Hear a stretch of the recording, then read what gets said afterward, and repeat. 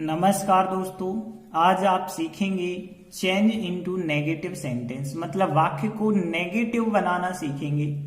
इससे पहले हम टेंस के अंतर्गत चेंज टेंस पढ़ चुके हैं। एक टेंस दूसरी टेंस में कैसे बदला जाता है, करेक्ट द सेंटेंस पढ़ चुके हैं और एम्फेटिक सेंटेंस भी हमने साथ ही में पढ़ा था।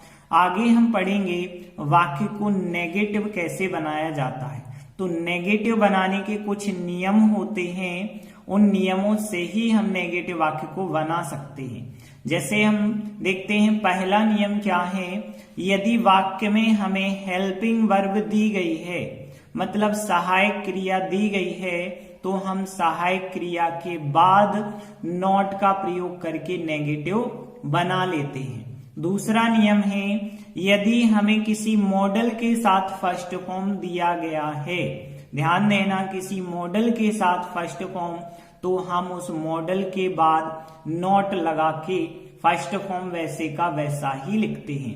कैन, कुड, मे, माइट एक मॉडल है, सेल, विल भी एक मॉडल की तरह होता है। तो जो भी हमें मॉडल दिया जाएगा, हम उस मॉडल के बाद नॉट का प्रयोग कर देते हैं। अगला नियम क्या है, लेकिन अब हमें ना तो हेल्पिंग वर्ब दी गई है, ना ही मॉडल दिया गया है, केवल फर्स्ट फॉर्म दिया गया है। तो फिर उस कंडीशन में नेगेटिव बनाने के लिए आप फर्स्ट फॉर्म की जगह डू नॉट फर्स्ट फॉर्म का प्रयोग कर देंगे। अगला नियम है, हमें कोई सहायक क्रिया नहीं दी गई है, सीधा क्रिया में फर्स्ट फॉर्म में एस, ई एस या आई ई एस वाला फॉर्म दिया गया है, तो हम डज नॉट फर्स्ट फॉर्म कर देंगे उसकी जगह और नेगेटिव वाक्य बन जाएगा। अगला नियम है, लेकिन यदि हमें कोई सहायक क्रिया ना दी जाए और सेकंड फॉर्म दिया जाए, तो हम डिड नॉट लगा के फर्स्ट फॉर्म लिखते हैं और वाक्य नेगेटिव बना देते हैं। तो ये थे 5 नियम जिनके अंतर्गत हम नेगेटिव बनाते हैं। तो इनके अंतर्गत अभी एक्सरसाइज भी करेंगे। एक नियम और है छठवा, कि कुछ शब्दों की जगह उनके विलोम शब्द प्रयोग करके भी हम नेगेटिव वाक्य बना सकते हैं। जैसे मान के चलिए, ऑलवेज, ऑलवेज का अपोजिट होता है नेवर, तो ऑलवेज की जगह नेवर शब्द प्रयोग करके, जैसे एवरीथिंग की जगह नथिंग शब्द का प्रयोग करके भी हम नेगेटिव वाक्य बना सकते हैं। तो ये 6 नियम थे। इन 6 नियम के अंतर्गत हम बहुत ही आईएमपी वाली एक्सरसाइज कर रहे हैं, जिसका प्रत्येक क्वेश्चन आप देखेंगे परीक्षा में आया हुआ क्वेश्चन है। जैसे देखिए, एक्सरसाइज का पहला वाक्य है, आई लाइक मैंगोज। तो यहाँ पे देखिए, सहायक क्रिया और मॉडल तो है नहीं, हमने देखा फिर क्रिया का फर्स्ट फॉर्म हमें दिया गया है और हमने आपको बताया था कि यदि हमें क्रिया का फर्स्ट फॉर्म बिना सहायक क्रिया के दिया जाए, तो डू नॉट फर्स्ट फॉर्म आप कर देना उसकी जगह। तो देखिए, आई तो हम वैसे ही लिखेंगे, इस लाइक की जगह हम डू नॉट कर देंगे और लाइक का फर्स्ट फॉर्म लाइक ही होता है, और ऑब्जेक्ट को तो बिल्कुल नहीं बदल सकते, मैंगोज का मैंगोज ही लिखेंगे। तो समझ आ गया ना, फर्स्ट फॉर्म दिखा बिना सहायक क्रिया के, तो डू नॉट फर्स्ट फॉर्म लगा के नेगेटिव वाक्य बनाएंगे। इसका हिंदी मीनिंग क्या हो जाएगा कि I do not like mangoes, मैं आम पसंद नहीं करता हूं। अगला दूसरा वाक्य देखिए, वी लाइक स्वीट्स। अब यहां भी सहायक क्रिया नहीं लगी, लाइक क्रिया का फर्स्ट फॉर्म यहां भी दिया गया, तो बिल्कुल सेम वैसे ही आप बना देंगे। वी लाइक फर्स्ट फॉर्म है और फर्स्ट फॉर्म की जगह हम डू नॉट फर्स्ट फॉर्म लगा के ही नेगेटिव बनाते हैं। और स्वीट्स ऑब्जेक्ट है, ऑब्जेक्ट को तो हम बिल्कुल भी चेंज नहीं कर सकते हैं। तो आंसर हो गया, we do not like sweets, हम मिठाई पसंद नहीं करते हैं। अगला वाक्य देखिए, he has sold his horse. अब देखिए, यहां तो हैज सहायक क्रिया हमें दी गई है, हैज के बाद थर्ड फॉर्म दिया गया है, तो यहां हैज सहायक क्रिया हमें मिल गई।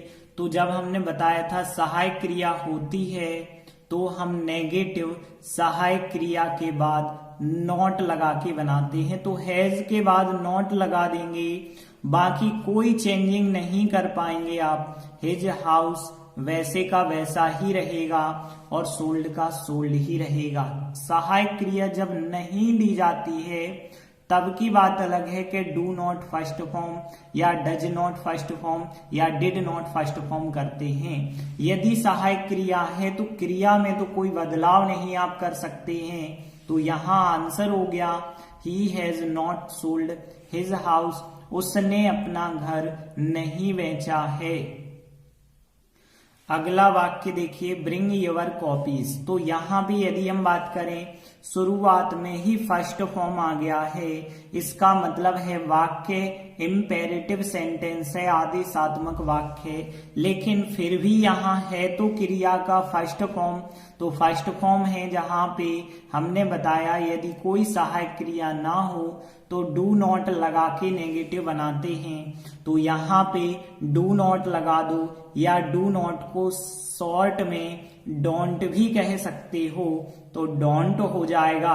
ब्रिंग का ब्रिंग ही रहेगा, ब्रिंग को बिल्कुल नहीं बदल सकते। और योर कॉपीज, ठीक है, योर कॉपीज जो है इसका राइट आंसर हो जाएगा। तो ध्यान देना आदेशात्मक वाक्य है और इसमें क्रिया का पहला फॉर्म शुरुआत में दिया गया है। तो आप जब भी फर्स्ट फॉर्म होता है डू नॉट फर्स्ट फॉर्म ही करते हैं। डू नॉट को हमने डोंट लिखा है तो डोंट भी आप लिख सकते हैं क्योंकि आदेशात्मक वाक्य है। अगला वाक्य देखते हैं कि रवि राइट्स आ लेटर। तो देखिए यहाँ राइट्स आ गया, एस वाला फॉर्म, कोई सहायक क्रिया नहीं है और एस वाला फॉर्म है। तो हमने नियम क्या बताया, जब भी एस वाला फॉर्म मिले तो आप डज नॉट फर्स्ट फॉर्म कर देना। तो यहाँ रवि तो वैसे ही हम लिखेंगे, यहाँ पे हम डज नॉट लगा के राइट्स का फर्स्ट फॉर्म क्या लिख देंगे, राइट लिख देंगे और ऑब्जेक्ट आ लेटर का आ लेटर ही लिखेंगे। तो आंसर हो गया Ravi does not write a letter, Ravi पत्र नहीं लिखता है। अगला वाक्य देखिए, ही डिड हर ड्यूटी। देखिए ऐसे ही वाक्य आते हैं परीक्षा में। तो यहाँ पे देखिए वैसे आपको पता है डिड जो है सहायक क्रिया भी हो सकती है और डू क्रिया का सेकंड फॉर्म भी होता है डिड। यहाँ पे देखें डिड यदि सहायक क्रिया है तो सहायक क्रिया के बाद तो क्रिया का नंबर आता है। यहाँ पे क्रिया फिर कुछ नहीं होगी यदि आप डिड को सहायक क्रिया मानेंगे तो यहाँ पे डिड जो है सहायक क्रिया नहीं है। डिड यहाँ पे मेन वर्ब है, मेन वर्ब यहाँ सेकंड फॉर्म दिया गया है मेन वर्ब का, ध्यान देना। डिड यहाँ पे सहायक क्रिया नहीं है, क्यों नहीं है, क्योंकि डिड के बाद आपको फर्स्ट फॉर्म नहीं दिखता वरना। तो यहाँ डिड जो है क्रिया का सेकंड रूप है और डू का सेकंड रूप दिया गया है डिड। और जब भी सेकंड फॉर्म दिया जाता है तो हमने बताया उस सेकंड फॉर्म की जगह डिड नॉट लगा के उसका फर्स्ट फॉर्म लिखते हैं। तो डिड का फर्स्ट फॉर्म डू लिखना पड़ेगा और हर ड्यूटी जो ऑब्जेक्ट था वैसे का वैसा ही लिखना होगा। तो देखिए डिड था सेकंड फॉर्म, सेकंड फॉर्म का नेगेटिव डिड नॉट और डिड का फर्स्ट फॉर्म डू कर देना हर ड्यूटी। तो देखिए आंसर हो गया he did not do her duty. इसका हिंदी मतलब हो गया वह कोई लड़का था, उसने लड़की का काम नहीं किया। वैसे यहाँ पे हर की जगह हिज होता तो अपना कर्तव्य हम कह देते, उस लड़के का अपना कर्तव्य, लेकिन वह कोई लड़का है और वो उस लड़की का कर्तव्य जो है नहीं करता था, ऐसा हम कह सकते हैं। देखिए अगला वाक्य देखते हैं कि यहाँ श्रेया डज हर होमवर्क। यहाँ भी यदि आप देखें तो डज यहाँ पे सहायक क्रिया है या क्रिया है, सबसे पहले आप इतना पता करें। तो देखिए डज सहायक क्रिया नहीं होगी, क्योंकि सहायक क्रिया होती है यदि तो कुछ क्रिया तो होनी चाहिए। तो डज यहाँ पे सहायक क्रिया नहीं है, मेन क्रिया की तरह इस्तेमाल हो रही है डज। तो यहाँ पे डज जो है डू क्रिया का एस वाला फॉर्म होता है। तो यहाँ पे ध्यान देना कि श्रेय या तो सब्जेक्ट वैसे ही रहेगा, एस वाला फॉर्म यहाँ दिया गया है, और जब भी एस वाला फॉर्म दिया जाता है तो डज नॉट फर्स्ट फॉर्म लिख देते हैं। तो यहाँ डज नॉट और डज का फर्स्ट फॉर्म डू हो जाएगा, और फिर हर होमवर्क जो ऑब्जेक्ट था ऑब्जेक्ट वैसा ही हम लिख देते हैं। तो इस प्रकार से आंसर हो गया Shreya does not do her homework, मतलब श्रेया लड़की जो है अपना होमवर्क नहीं करती है। तो देखिए यहाँ सीधा सा निष्कर्ष क्या निकला, यदि वाक्य में आपको डिड दे दिया जाए तो डिड के बाद आप नॉट लगा दें लेकिन डू और लिख दें। डज दे दिया जाए तो डज के बाद आप नॉट लगा दें लेकिन डज का फर्स्ट फॉर्म डू और लिख दें। तो ध्यान देना, जब भी वाक्य में आपको डू, डज, डिड दे दी जाती हैं तो आप उनके बाद नॉट तो लगा देते हैं, लेकिन नॉट के बाद आपको उसका फर्स्ट फॉर्म डू और लिखना पड़ता है, तब आपका आंसर करेक्ट होता है। जैसे देखिए अगला वाक्य है ही डज हिज ड्यूटी। तो यहाँ भी जो डज है वो मेन वर्ब के रूप में दी गई है, तो आप यहाँ भी वैसे ही नेगेटिव बना देंगे कि डज मिला तो डज के बाद नॉट तो लगा देंगे, लेकिन इस डज का फर्स्ट फॉर्म डू जरूर रिपीट करेंगे, और जो ऑब्जेक्ट है हिज ड्यूटी वैसे ही लिख देंगे। आंसर हो गया ही does not do his duty, वह अपना कर्तव्य नहीं करता है। आगे का वाक्य देखिए आई बिलीव इन गॉड। अब यहाँ पे देखिए बिलीव यहाँ पे फर्स्ट फॉर्म दिया गया है। फर्स्ट फॉर्म सहायक क्रिया तो है नहीं, और फर्स्ट फॉर्म यदि आता है तो हमने बताया था डू नॉट लगा के फर्स्ट फॉर्म लिखते हैं और नेगेटिव बनाते हैं। तो आई फर्स्ट फॉर्म का नेगेटिव बनता है डू नॉट, और फर्स्ट फॉर्म बिलीव का बिलीव ही रहेगा, और फिर इन गॉड ऑब्जेक्ट था, ऑब्जेक्ट वैसे ही लिख देना। तो आंसर हो गया I do not believe in God, मतलब मैं ईश्वर में विश्वास नहीं करता हूं। अगला वाक्य देखिए आई डू माई होमवर्क। यहाँ पे देखिए डू मिल गया आपके लिए। तो देखिए हम क्या करेंगे, जब भी आपको डू डज डिड मिल जाते हैं पहले से मेन वर्ब के रूप में, तो आप जो है उनके बाद नॉट तो लगा देते हैं। डू मिला, डू के बाद हम नॉट तो लगा देते हैं, लेकिन नॉट के बाद इसका फर्स्ट फॉर्म रिपीट करना होता है, तो डू का first form do he repeat करेंगे, और जो माई होमवर्क है ऑब्जेक्ट, माई होमवर्क को हम वैसे का वैसा ही लिख देंगे। तो आंसर हो गया I do not do my homework, मैं जो है अपना गृह कार्य नहीं करता हूं, आंसर हो जाएगा। अगला वाक्य देखिए इट रेन्ड। रेन क्रिया का सेकंड फॉर्म है, और हैवीली यस्टरडे सेकंड फॉर्म कैसे हमें पता चला, क्योंकि यहाँ पे जब सहायक क्रिया नहीं लगी है तो सेकंड फॉर्म ही हो सकता है, थर्ड फॉर्म तो बिना हैज हैव हैड के होता ही नहीं है। तो यहाँ सेकंड फॉर्म है, तो सेकंड फॉर्म का नेगेटिव पता है कैसे बनाते हैं, डिड नॉट लगा के, डिड नॉट लगा के जो है फर्स्ट फॉर्म लिख देते हैं। तो रेंड का फर्स्ट फॉर्म रेन लिख देंगे। जब भी सेकंड फॉर्म मिले डिड नॉट लगाना और फर्स्ट फॉर्म कर देना, और जो भी ऑब्जेक्ट है हैवीली यस्टरडे वैसे का वैसा ही लिखना, इनमें कभी बदलाव नहीं करना। तो आंसर हो गया it did not rain heavily yesterday. Heavily मतलब जोरों की, तो कल जोरों की बारिश नहीं हुई।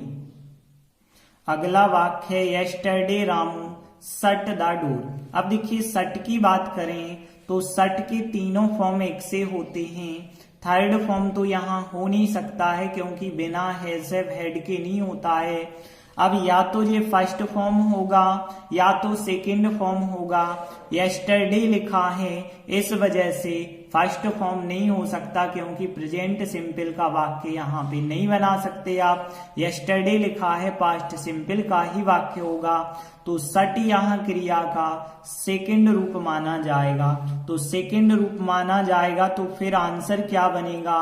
यस्टरडे का तो यस्टरडे रहेगा, रामू सब्जेक्ट था वही रहेगा। सेकंड फॉर्म हम इसे मानेंगे क्योंकि यस्टरडे लिखा है, और सेकंड फॉर्म का डिड नॉट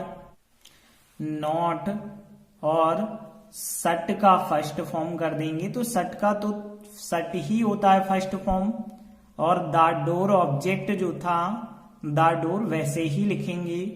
तो आंसर हो गया yesterday Ramu did not shut the door, मतलब कल रामू ने दरवाजा नहीं शट किया। शट करना मतलब बंद करना, तो कल रामू ने दरवाजा बंद नहीं किया, आंसर हो जाएगा। अगला वाक्य देखिए, आई ब्रोक द कप। तो यहां पे भी सहायक क्रिया नहीं है, तो यहां क्रिया का सेकंड फॉर्म दिया गया। ब्रेक तोड़ना होता है ना, ब्रोक सेकंड फॉर्म होता है, ब्रोकन थर्ड फॉर्म होता है। तो यहां सेकंड फॉर्म हमें मिला, और सेकंड फॉर्म का नेगेटिव कैसे बनाना है? डिड नॉट और फर्स्ट फॉर्म लिख के। तो डिड नॉट, ब्रोक क्रिया का फर्स्ट फॉर्म क्या होता है? Break the cup. तो यह हमारा फिर आंसर बन जाएगा। तो फिर I did not break the cup का हिंदी मीनिंग क्या हो गया? मैंने कप नहीं तोड़ा हो जाएगा। अगला वाक्य देखिए, आई डिड इट की बात करें तो यहां पे देखिए डिड हमें पहले से मिल गया, और हमने आपको बताया था कि यदि आपको डू, डिड, डज पहले से मिल जाए और मेन वर्ब के रूप में, तो आप इनके बाद नॉट तो लगा देते हैं, लेकिन नॉट के बाद उसका फर्स्ट फॉर्म रिपीट करते हैं। तो डिड का फर्स्ट फॉर्म क्या होता है? डू। इट का इट ऑब्जेक्ट ही रहेगा, तो आंसर हो गया आई डिड नॉट डू इट, मैंने इसे नहीं किया। अगला वाक्य देखिए, अभिषेक शट द डोर। अब यहां पे देखिए शट फिर आ गया। यहां पे हमने और पिछले वाक्यों में देखा था शट आया था, तो यहां पे यस्टरडे दिया था, इस वजह से हमने पास्ट सिंपल मान लिया था। लेकिन यहां भी यदि हम देखें तो कौन सा फॉर्म मानेंगे? फर्स्ट या सेकंड? थर्ड तो बिल्कुल नहीं माना जा सकता, क्योंकि हैज हैव हैड के साथ नहीं है। तो यहां पे यदि हम बात करें, यदि फर्स्ट फॉर्म मानते हैं तो अभिषेक फर्स्ट फॉर्म प्रेजेंट सिंपल का बनेगा, और यदि अभिषेक सब्जेक्ट है प्रेजेंट सिंपल में तो फर्स्ट फॉर्म नहीं होगा, फर्स्ट फॉर्म में एस होगा। मतलब इस वाक्य को प्रेजेंट सिंपल में मानने के लिए सट क्रिया में एस होना जरूरी था, जो कि एस नहीं है, इस वजह से फर्स्ट फॉर्म नहीं होगा, सेकंड फॉर्म ही मानना पड़ेगा। और सेकंड फॉर्म यदि वाक्य का है तो फिर आंसर कैसे बनेगा? सब्जेक्ट तो वही रहेगा, सेकंड फॉर्म का डिड नॉट, और फिर सट का फर्स्ट फॉर्म सट, फिर द डोर। इस प्रकार से आंसर हो जाएगा। तो आंसर जो हुआ, Abhishek did not shut the door, मतलब अभिषेक ने दरवाजा बंद नहीं किया। अगला वाक्य देखिए, ही ऑलवेज प्लेड वेल। तो यहां पे देखिए इसका हमें नेगेटिव बनाना है। तो देखिए इसमें यदि हम देखें तो वैसे हमें प्लेड क्रिया दिख गई, और इसमें सहायक क्रिया भी नहीं आई है, तो सेकंड फॉर्म है, तो डिड नॉट प्ले करके भी आंसर बना सकते हैं। तो इसका आंसर हम आपको दो प्रकार से बता रहे हैं। पहला प्रकार क्या है? देखिए ही, देखिए ऑलवेज कोई क्रिया नहीं है, ऑलवेज तो एक एडवर्ब है जो क्रिया से पहले आ जाता है, तो हमें केवल देखना है क्रिया के फॉर्म को।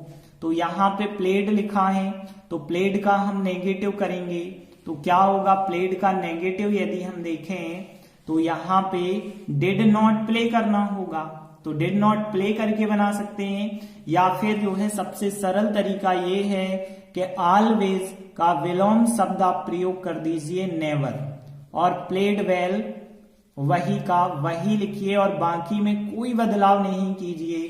तो ध्यान देना, हमने बताया था कुछ शब्दों के विलोम शब्दों का प्रयोग करके भी हम नेगेटिव वाक्य बना सकते हैं। तो ऑलवेज मतलब होता है हमेशा, हमेशा का विलोम शब्द होता है कभी नहीं तो नेवर।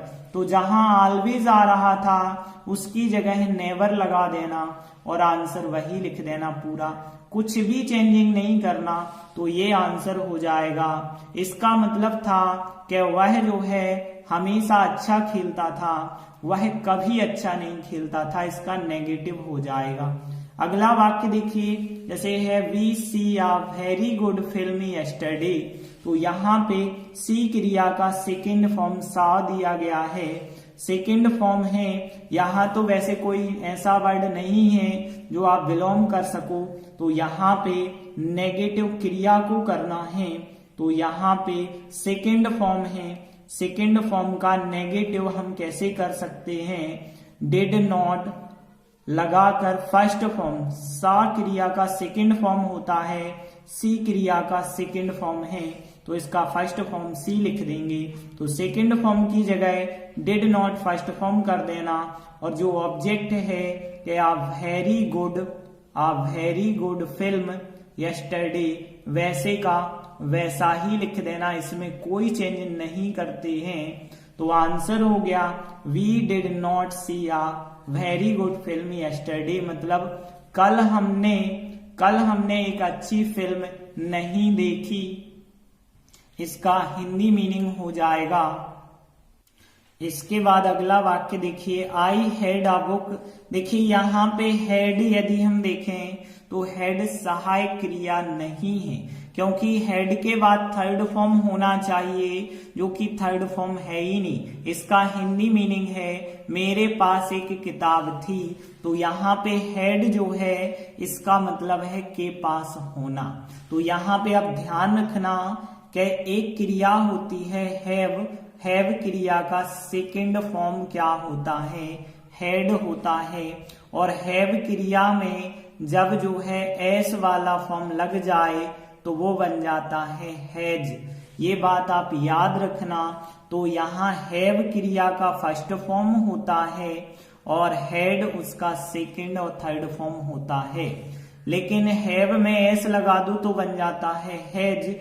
अब यहाँ पे जो हेड है वो सहायक क्रिया नहीं है, क्रिया की तरह है, क्रिया का सेकंड फॉर्म हेड आपको दिया गया है, और जब भी सेकंड फॉर्म दिया जाए तो हमने कहा था डिड नॉट और फर्स्ट फॉर्म कर देना। तो हेड का फर्स्ट फॉर्म क्या होता है, हैव अ बुक, इसका राइट आंसर होगा। तो आंसर जो निकला आई did not have a book, मेरे पास जो है पुस्तक नहीं थी। आगे का वाक्य देखिए, ही हैज अ पेन। यहां भी आप देख रहे होंगे हैज सहायक क्रिया नहीं है, क्योंकि हैज के बाद कोई थर्ड फॉर्म कहां दिखाई दे रहा है। तो हैज जो है मेन वर्ब है, और मेन वर्ब कैसी होगी, हैज एस वाला फॉर्म कहलाएगा। और जब भी एस वाला फॉर्म दिया जाता है तो नेगेटिव हम कैसे बनाते हैं, डज नॉट फर्स्ट फॉर्म करके। तो डज नॉट और हैज का फर्स्ट फॉर्म हैव लिख देंगे, तो हैव, और फिर आप पेन ऑब्जेक्ट था वैसे ही लिखेंगे। आंसर हुआ he does not have a pen, उसके पास पेन नहीं है। अगला वाक्य देखिए, वी हैव मैनी फ्रेंड्स का नेगेटिव हमें बनाना है। तो देखिए यहाँ पे हैव जो है, हैव सहायक क्रिया नहीं है, क्योंकि हैव के बाद थर्ड फॉर्म कहाँ है। तो हैव मेन क्रिया है, और मेन क्रिया हैव फर्स्ट फॉर्म है। तो फर्स्ट फॉर्म का नेगेटिव आप कैसे बनाते हैं, डू नॉट फर्स्ट फॉर्म करके। तो डू नॉट हैव का फर्स्ट फॉर्म हैव ही रखेंगे, और फिर मैनी फ्रेंड्स, इसका राइट आंसर हो जाएगा।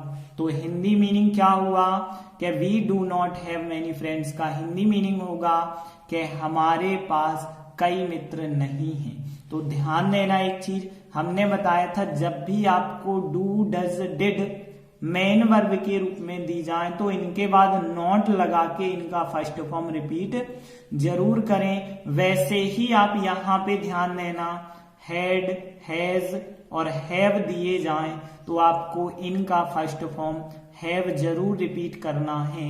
हैड सेकंड है, इस वजह से डिड नॉट लगाना। हैज एस वाला फॉर्म है, डज नॉट लगाना।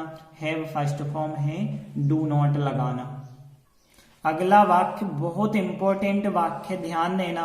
Our teacher never comes late. और वाक्य में क्या लिखा था पीछे, change into negative without changing the meaning of the sentence. इसका मतलब है वाक्य को नेगेटिव तो करना है, लेकिन विदाउट चेंजिंग द मीनिंग, वाक्य का अर्थ नहीं बदलना चाहिए। जो अर्थ अभी निकल रहा है बाद में नेगेटिव बनाने के बाद भी वही अर्थ मिलना चाहिए। तो देखिए जैसे है कि our teacher never comes late का हिंदी मीनिंग देखें, हमारे जो शिक्षक हैं वो कभी लेट नहीं आते हैं। अब वाक्य को आप नेगेटिव की ओर ले जा रहे हो लेकिन अर्थ नहीं बदलना चाहिए, तो हमने बताया था नेवर की जगह ऑलवेज शब्द का हम प्रयोग कर देते हैं। तो देखिए आवर टीचर नेवर की जगह ऑलवेज कर देना और जो क्रिया है वही लिखना। लेकिन अब थोड़ी सा अर्थ पे ध्यान से समझना। Our teacher never comes late, हमारे टीचर जो है कभी लेट नहीं आते हैं। इसका मतलब ये हुआ कि हमारे टीचर हमेशा समय पर आते हैं। तो यहाँ पे नेवर का अपोजिट ऑलवेज तो कर दिया, लेकिन लेट का अपोजिट ऑन टाइम भी आपको करना पड़ेगा। दोनों जगह नेगेटिव, एक जगह नेगेटिव करेंगे तो जो है उल्टा मीनिंग होगा, क्योंकि यदि हम ऐसा लिखेंगे our teacher always comes late, हमारे टीचर हमेशा लेट आते हैं, तो ये तो इसका विलोम हो गया। इनने कहा था हमारे जो टीचर हैं वो लेट कभी नहीं आते हैं, इसका मतलब ये हुआ कि हमारे टीचर हमेशा टाइम पर आते हैं। तो लेट का विलोम शब्द ऑन टाइम लिखना होगा, नेवर का विलोम शब्द ऑलवेज लिखना होगा। तो इस प्रकार से हमारे नेगेटिव वाक्य कंप्लीट होते हैं। तो जितने भी वाक्य परीक्षाओं में पूछे गए थे सब के सब हमने नेगेटिव वाक्य आपको सिखा दिए हैं। अब हमें नहीं लगता है कि इसका और कोई ऐसा वाक्य बचा होगा जो और पूछा जा सके। इन्हीं में से वाक्य पूछे जाएंगे, तो आप इन्हें अच्छे से कंप्लीट करते चलें। धन्यवाद।